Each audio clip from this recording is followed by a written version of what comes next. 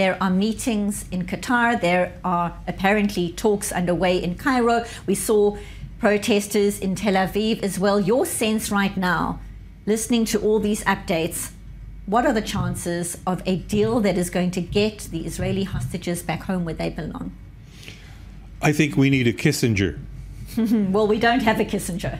Yes, but we nothing short of a Kissinger that had this idea of let them bleed on the one hand when he was talking to Israel and putting an immense pressure on the Egyptians on the other hand right after the 73 war. So we need an ability of the United States to put pressure on Qatar to run out Hamas out of Qatar.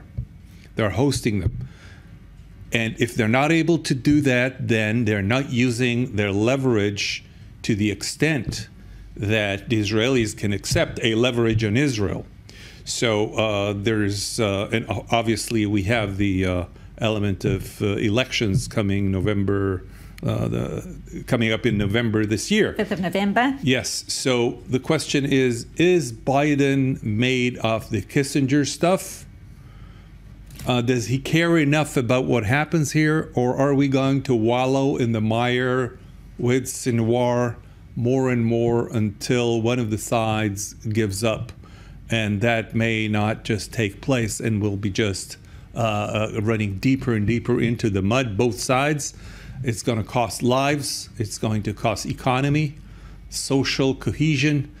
And so somebody needs to break the deadlock.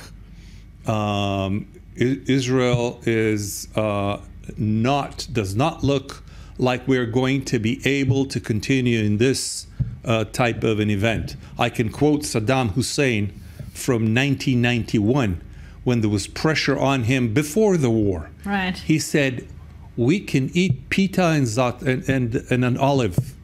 We can go down and just stay with one pita. And the Americans can't do that. They don't move around without their Coke machines. And they're right. When you have clash of civilization and one side is ready to go down to the pita and the other side values gains it had for so many years, it's a difficult clash and something has to give.